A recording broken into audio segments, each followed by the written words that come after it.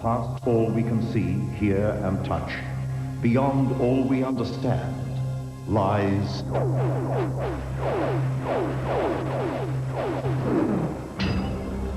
the extraordinary. Curse on you.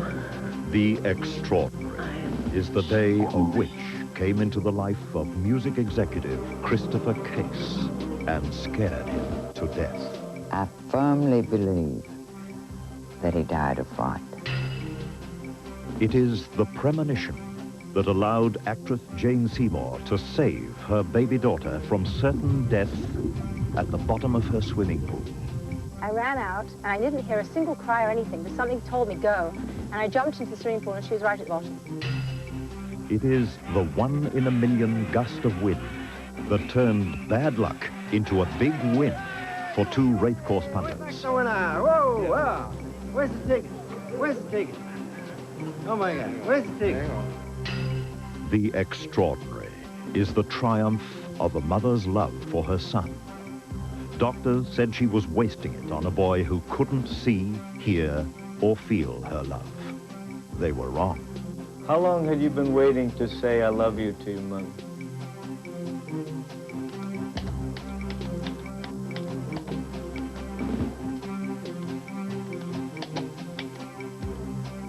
Just some of the stories that lie beyond our normal understanding. Tonight on The Extraordinary.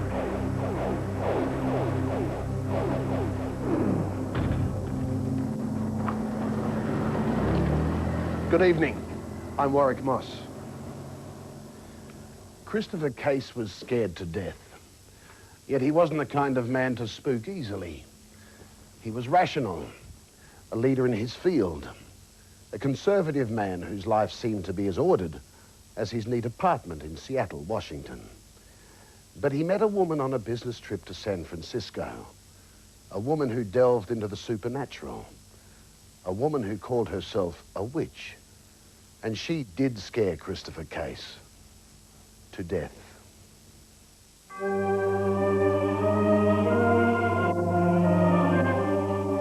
That final night, he set up his defense lines about midnight. He had the meticulous care of a man who believed every placement could be the difference between victory and defeat. By now, Christopher Case had come to believe he could survive the night only by encircling himself with religious items that would ward off the evil spirits. After carefully positioning 8 large candles around the perimeter of his bathtub, he placed crucifixes and crosses between each candle. While soft religious music filled the rooms of his apartment, he lit the candles. Then, in the safety of his empty bathtub, he lay back to wait out the night. Christopher Case was 35 years old, an average, intelligent man, an executive programmer with the Muzak Company, which provides the soft music that plays in elevators all over the world. He was single. He had good friends at Muzak's headquarters in Seattle, Washington, and back home where he grew up in Richmond, Virginia. Case was healthy to the extreme, a fitness zealot who took daily vitamins and looked after his body. The worst anyone could say about him was that he was sometimes a bit of a loner. He'd been a disc jockey back home, and often he'd prefer to listen to his favourite music than socialise at night. One of the reporters who covered the story was Louis Corselletti of the Seattle Times. What intrigued me was the fact that, from everything I knew, from what I'd been told about him, he was a pretty level-headed guy. A good friend from his DJ days in Richmond, Sammy Sauter, is still in shock at what happened. One of the reasons I get emotional about it is because he was my friend and I love him, and I didn't like the way he died. Case would travel around the US and the world with his job, so he didn't date much. But women liked him. The kind of guy you could rely on. Everybody's friend. Nobody who knew him can understand the week in the summer of 1991 that ended in such tragedy. Case had gone to San Francisco on a business trip that week. A male business friend, he told Sammy, had introduced him to a woman who was importing rare music from Egypt. She had some information on ancient Egyptian music, and of course music was his life, so he was very interested in that. But Case would later say there was something strange about the dark-haired woman. She had a special intensity about her. It was obvious to Case that she wanted to start a relationship with him. She was older than he was, and she was enamored of him. And he didn't like that. He had no interest in her whatsoever other than the music. Egyptian music has always fascinated me. It's passionate. The second time they met, to continue discussing the Egyptian music, was in a restaurant. Look at me. Take me home. Tonight. This time, the woman came on even stronger. Now. Case pulled away. Look, why don't we just leave, all right? Take me home. Look, you're really scaring me. His withdrawal seemed to anger her. Then she said something strange. You will be sorry. I'm a witch. She told him she was a witch, and then she was going to put a curse on I'll her. curse on you. Case returned home and for a time dismissed the incident the way anyone would. He spoke to Sammy without undue alarm. And he said, this lady that I met said she's a witch. And I said, baby, just bless her and go on about your business, you know. This was the first of 3 calls. They would become progressively worse until the night of Wednesday, April 17th, when he would lay out the final scene of his life.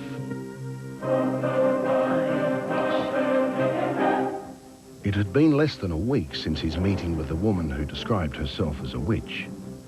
By his own account, in messages left on Sammy Souther's answering machine, he had not heard from her again.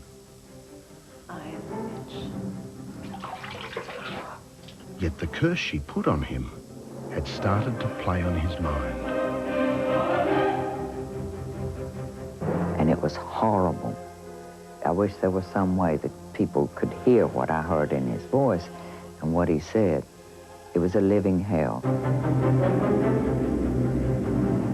It's my understanding that these attacks occurred at night on him. And he would try to sleep, but he had gotten to the point that he was not sleeping. On Tuesday, Case visited a religious bookstore called Evangel Incorporated, not far from his home. The store manager, Rodney Higuchi, took particular notice of Case. He came in, asked where the crosses were, and I saw him collect quite a few in his hands. So I asked him what he was going to be using them for, and he mentioned at that time that he was battling some supernatural forces, and he wanted them for protection. He wanted to know if they had been blessed with holy water. I just don't know what to do now. I can't sleep. This was also the day Sammy received her second call from her friend. It's like they're putting the thoughts in my head before I can even think them. He said they've attacked me in the middle of the night. And he said he had small cuts on his fingers. And he was very, very afraid. I'm in trouble, Sammy. I'm in deep trouble. Between his religious purchases and his calls, Christopher Case had begun a ritualistic fight back against the curse he believed was upon him. He scattered the crosses and crucifixes through his apartment, wrote notes on methods of combating evil spirits, and spread salt in the corners of each room. His health began to suffer. He hadn't shown up for work in 2 days. He told worried friends about the curse he believed was taking hold of him.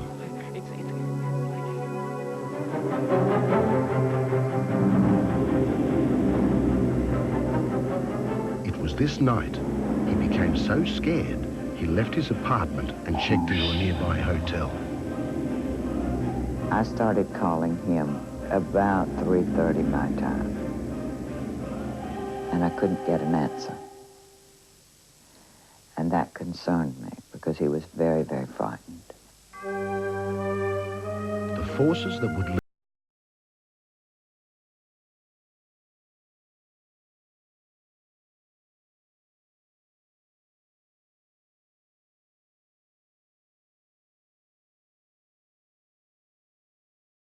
curse, he spread more salt, not only along the extremities of every room, but in large piles in each corner.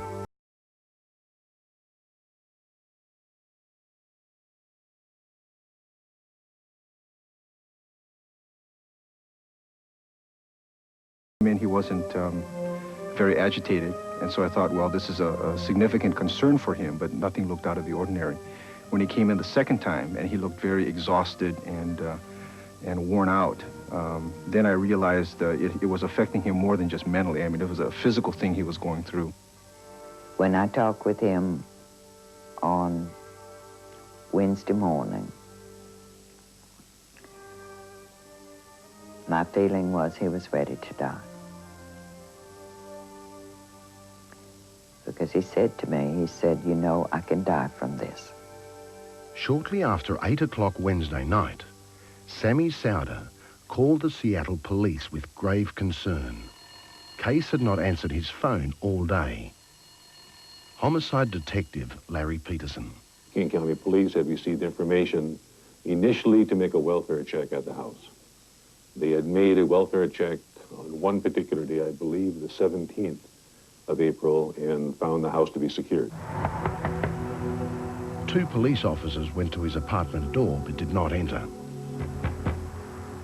The outside of the apartment had a poured line of salt on the ground running from the front door to the rear of his apartment. Neighbors told them Case was a private man and his front door was locked. They decided not to break in. We turn to our Heavenly Father and pray to him. Sometime that afternoon, Case had gone to a priest in desperation. Father James Malahan was disturbed by his condition. He could feel this malignant power influencing his body, and he was scared to death that it was going to kill him. And when Sammy Souder got home that night, the last words Christopher Case ever spoke were on her answering machine. Hi, Sammy. This is Christopher. Well, they just about got me. Medical experts say the apparent calmness of Case's voice is the most chilling aspect. The total acceptance of his fate. Final submission. You know, they are trying to kill me. So whatever it is I do to defend myself doesn't work anymore. Is what it's coming down to. I'm not looking forward to tonight. It's serious. It's very serious. It's my life.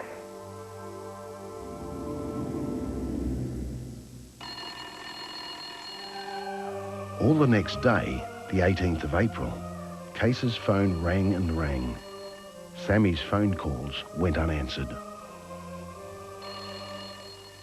After receiving a call from dispatch, I made a welfare check on Case. The police arrived to check on Christopher Case at 3:38 Thursday afternoon. The apartment was a mess. Scribbled notes littered the living room. More salt had been spread along the floors.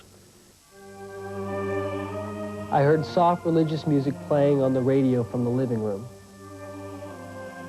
A flicker of light came through the bathroom doorway.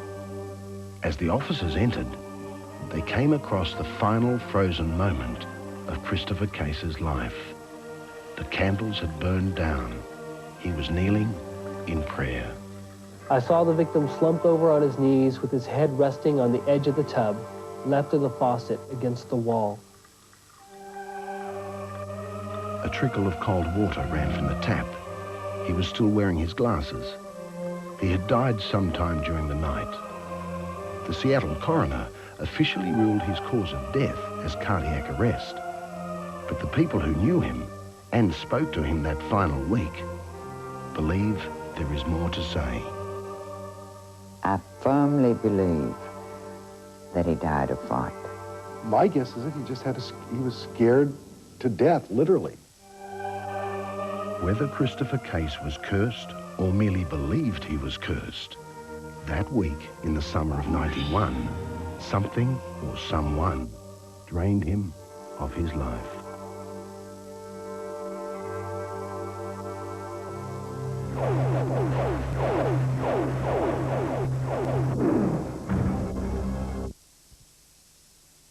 Events in the life of actress Jane Seymour that she cannot explain.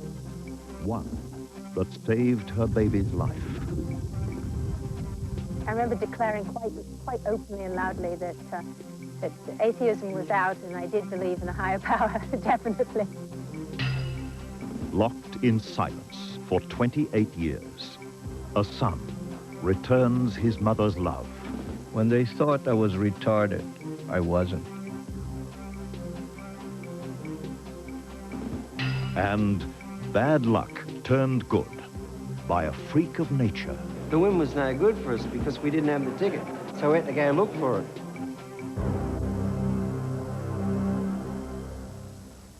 British actress Jane Seymour divides her time between Hollywood stardom and a very simple home life with her son, daughter, and stepdaughter. She's a pretty down-to-earth lady. But when we talked to her between scenes of her latest TV series, she told us things about a whole other side of her life.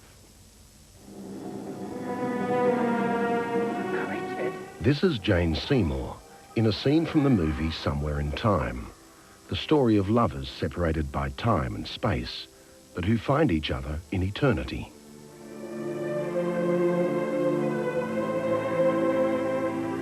Light, please, and we're rolling. Jane's starring in a more down-to-earth TV show today, a top-rated series called Dr. Quinn, Medicine Woman, about a female doctor in the American West in the 1800s. What are you doing? We need to keep the legs healthy. We have to keep the muscles strong. It's a role with special meaning. Seymour's father, a doctor, passed away 2 years ago, and she clearly feels his presence on set. Every time I work, you know, I get weepy, actually, when I think about it, because this would have been a big deal for him. He would have loved this. It's right up his alley, because he used to take me when I was a kid to the museum, the medical museum. You make me cry now. I used to go to the medical museum with him, and he used to show me instruments from the 1800s, and that's what we used to do for fun, you know, and that's what I now do for a living. In fact, there's much about Jane Seymour that seems to put her in contact with events and feelings beyond everyday life. 3 incidents stand out. The first happened when she was a teenager, a premonition. I had a boyfriend, and we were going to go out and go away from the parents and actually have some fun one night, and we really wanted to go, and I just had this vision that something terrible was going to happen, that there was going to be a car accident, and I told my boyfriend, I said, you know, I'm crazy, I must be, because I know this is going to happen. And we stayed home, and we were bored to tears. The next morning, we were woken up by his parents, who said something terrible has happened. You know, there was a terrible car accident, and the car rolled over 3 times and landed 2 feet from the edge of a precipice, and they're all beaten up, they've all broken bones, but they're all alive. And they say that if there'd been even one other person in the back seat, the weight would have tumbled the... An even more dramatic premonition, she says, saved the life of her 2-year-old daughter. Katie, my daughter, was maybe 2 years old, and I just had the sixth sense that something had happened to her, and I was in the shower at my house, and my house had a swimming pool in the courtyard, and I climbed out of the shower absolutely naked. I mean, anyone could have seen. It was not my way at all. I ran out, and I didn't hear a single cry or anything. Just something told me, go. And I jumped into the swimming pool, and she was right at the bottom. And I pulled her out, and what had happened is she'd been left with her little 3.5-year-old sister, sitting by the pool while the nanny went to the bathroom. And I pulled her out, and she was fine. Seymour's third brush with the unknown left her absolutely convinced there is a higher power. I was playing Maria Callas in Onassis, and I got a bad flu, and it turned into bronchitis, and the doctor came to see me, and because when you're filming, they don't like to lose any time, you know, the normal recommendation by the doctor is at least a week to 2 weeks rest. For me, it was, we need her tomorrow. So, you know, out came the injection, and they shot me up with something that was supposed to make me better instantly, and they hit a vein, or, you know, something like that. I can't remember exactly. All I know is that anything if you inject something that hasn't been aspirated, in other words, the air hasn't been taken out, into a vein, that can shock the heart, and that's what it did. It shocked my heart, and so my heart suddenly went 1,000,000 times a minute, or at least that's what it felt like. I had white lights, and my throat closed up, and then I lost consciousness, and I remember seeing a white light, and I really wasn't panicked. but I knew I didn't want to die, and I knew that that's what was happening. I remember seeing myself from the ceiling. I saw a view of myself right down at an angle, like sort of as though I was on the ceiling of this room. And I saw all these people there suddenly I didn't remember seeing. And they had injections going in my body, and they had, you know, everyone was panicking. And then I remember coming back. Whatever they gave me, the antidote brought me back. And then after I was completely well, then I broke down and started crying. I was really shaky, really upset for many days. But while it happened, all I could think about was my kids. I just wasn't prepared to leave my kids, and I wasn't prepared for anyone else to look after my children. And I remember declaring quite openly and loudly that atheism was out, and I did believe in a higher power, definitely.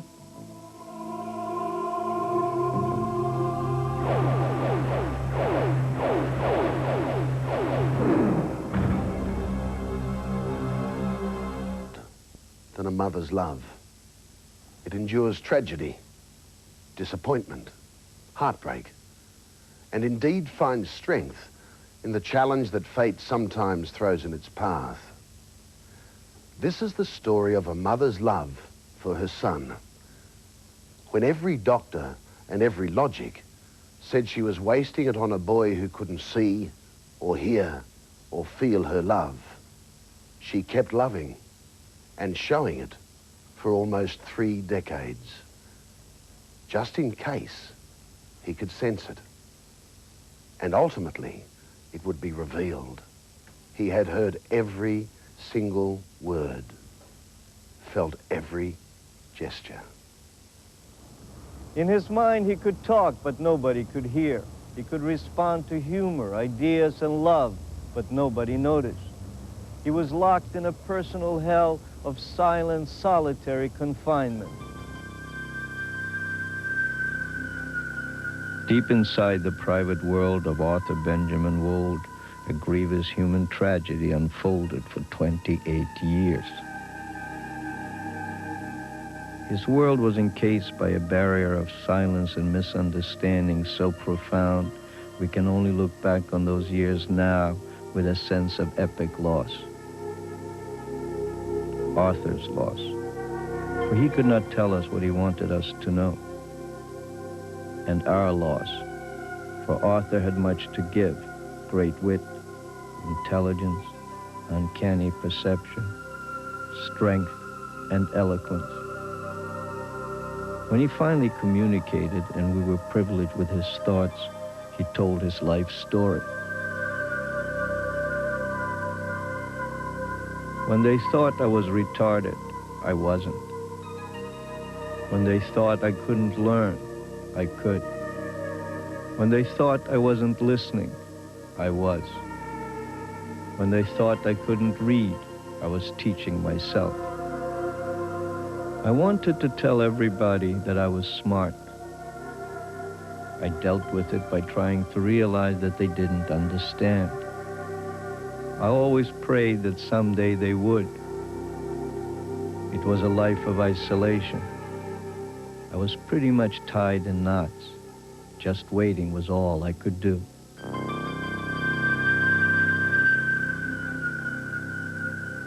Arthur was 4 years old when his parents, Sid and Phoebe Wold, sat in the office of a psychiatrist at the University of Washington in Seattle and heard the words they feared. I think I need to tell you that he's not really going to be able to communicate. They had known Arthur had disabilities, but this was devastating. The psychiatrist described their blonde-haired boy as severely retarded, understanding little of the world about him. Dealing with something that's even below mental retardation. He would need special care for the rest of his life. And they told us, well, that your son is mentally retarded, and he only has the capability of about a 3.5-year-old. I had a feeling with Arthur that there was something was wrong, but didn't know what. And I think that was like the other, when we were told he was severely mentally retarded, it was sort of like the other shoe dropping. That, all right, I suspected something was wrong now. We know something is wrong, There's nothing you can do about it. Sid Wold was a gardener. Phoebe was a full-time housewife and mother to Arthur and his older brother and sister. The suggestion little Arthur might be institutionalized was dismissed immediately, but the future scared them. You know this child is never going to grow up and be independent like your other two children. You look forward, your other children are going to be able to finish school and become adult, but this person will always be dependent on you.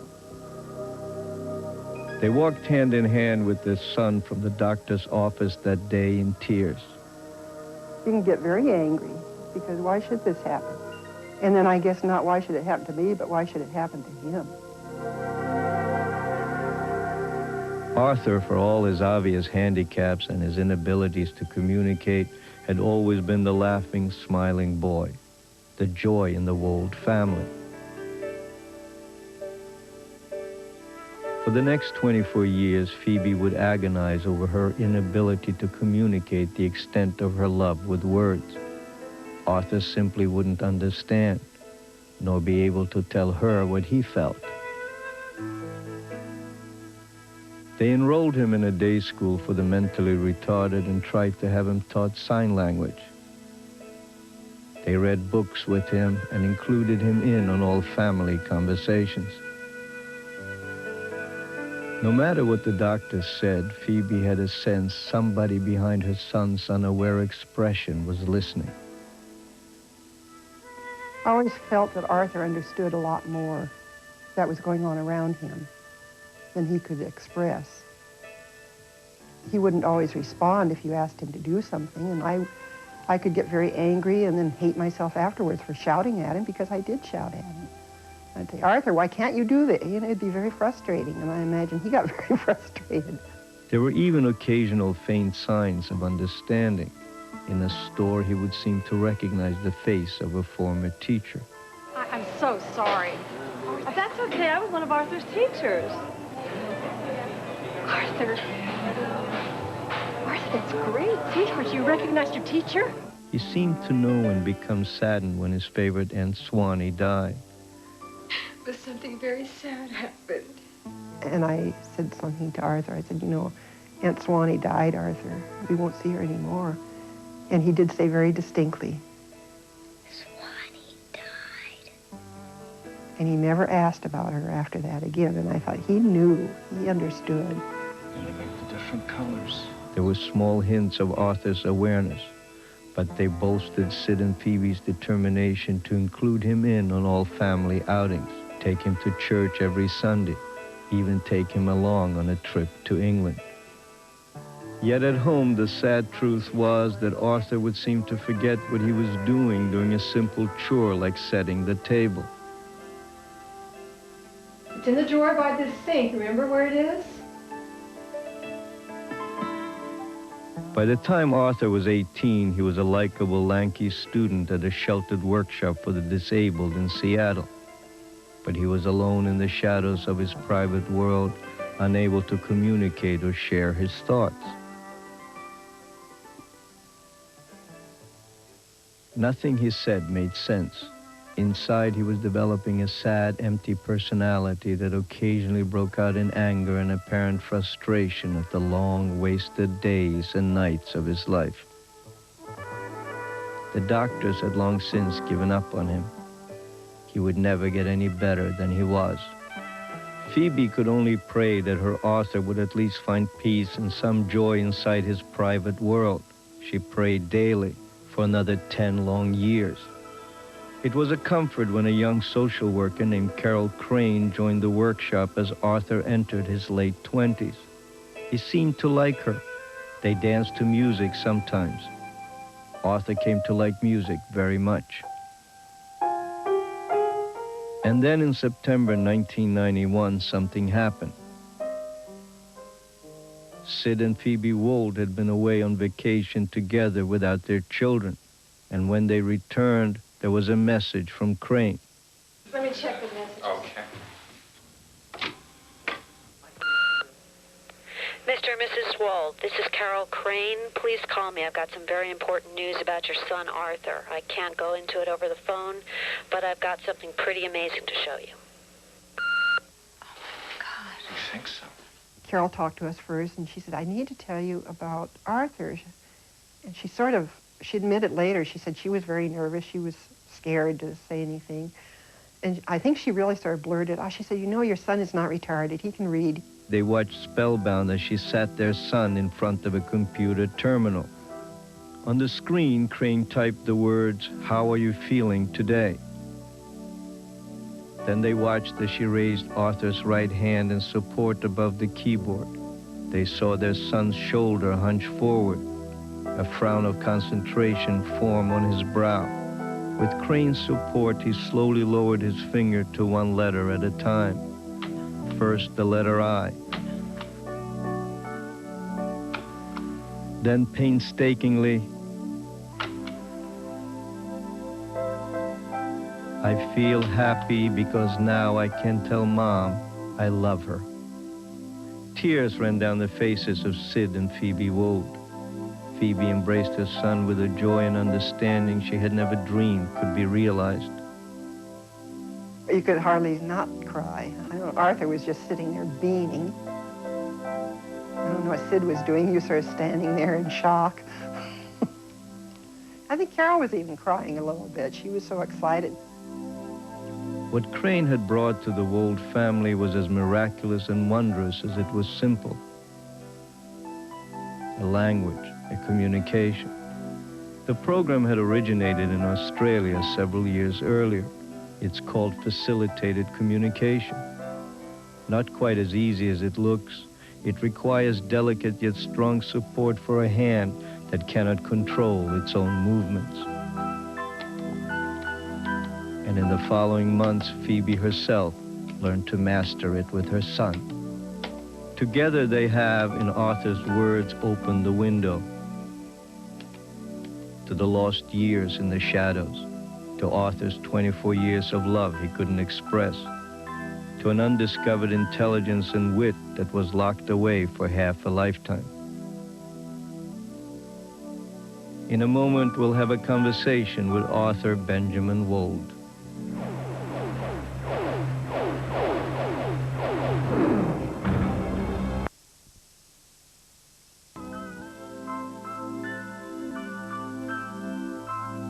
Arthur Benjamin Wold was taken prisoner by cruel fate the day he was born. He heard, he saw, he understood, but his disabilities left him with no way to communicate.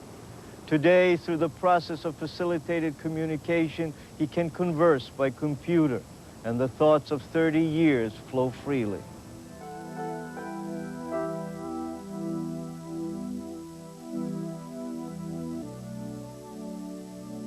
What was it like, Arthur, when you finally were able to do this?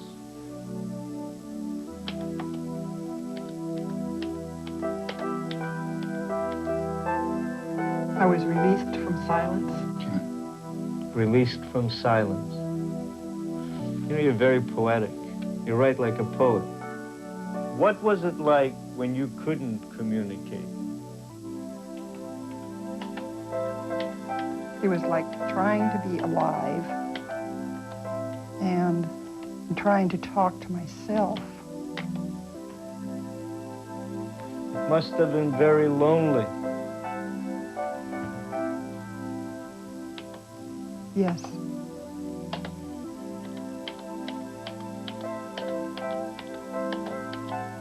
I think we were too afraid to talk anyway.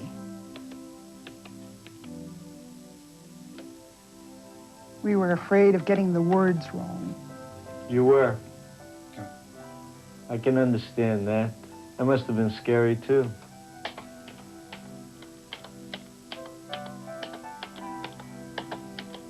I don't know how you can understand. You're absolutely right. I can't. I can understand scary. I can't understand how it was scary for you. But I'm learning how to ask these questions.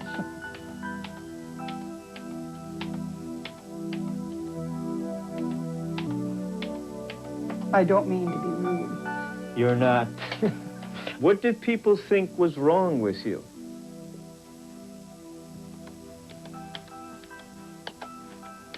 They thought I was mentally retarded. How did that make you feel? I was very sad and angry. What did you do about your anger?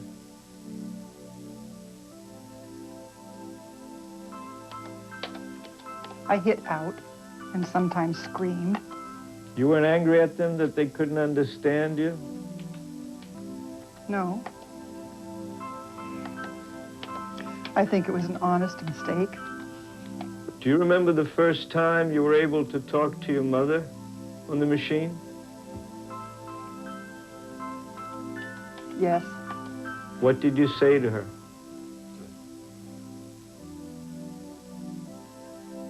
What did you say to her?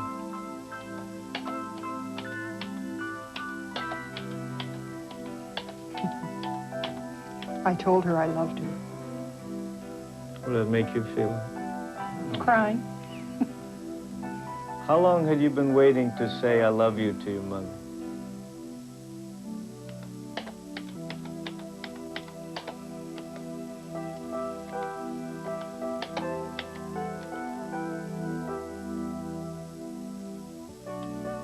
What would you like to do, Arthur, if you could do it? I want to try living out in the community. I want to have my choice about what to do and see and learn. Any question in your mind that he's the one that's writing this out? None whatsoever. I mean, you're not guiding his finger No. there, right? What did he write? None. Now you're speaking for your mother. That's very good. My mom. It is your mom. Sometimes Mine's not when there. he My mother. gets tired. Did you, no, okay. did you just hear it? All right. You then said, my mother. What about the questions that I've been asking? Have they been silly?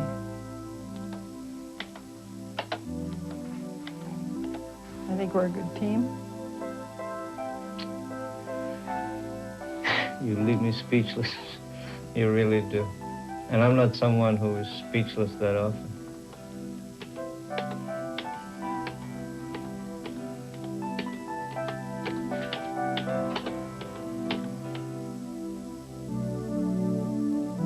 For a lifetime he was imprisoned, his thoughts and knowledge given no outlet. Today he has emerged from the long silence, and few words were ever communicated with such eloquence.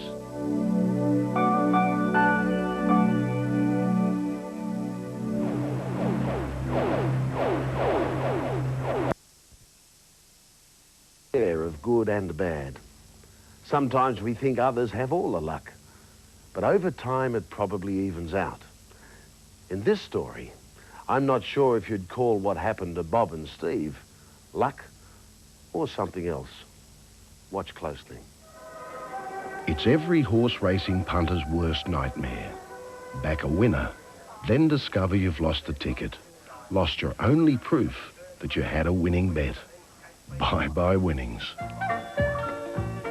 That's exactly the awful fate that befell Steve and Bob on a day out at Sydney's Rosehill Racecourse. But their bad luck was turned to good fortune by a 1-in-a-million freak happening. Me and Bob came out to Rosehill Racecourse one day. Best racecourse in the world. And we backed this winner, Ramley. So far, it was a day like any other. But fate was about to take a hand. Little did they know, Bob and Steve's big win had just been thrown to the wind. Go! Go, you beauty! Go! Go! Go! Go! Go! Hey, you beauty! We're back to winner! Whoa, Steve and whoa. Bob's horse had come in. Now, where's that ticket, Bob? Hang on. Come on, hang on a sec. It's in this pocket. Come on. Come on. Oh, you've lost the ticket. Oh, God. Oh, God. What are you going to do? We'll go out there and try and... Where'd you lose?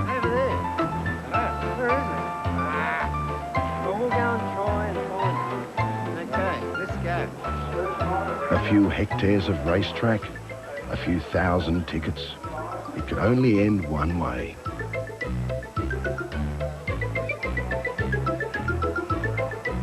You've had a big win, but you can't claim it. So what do you do?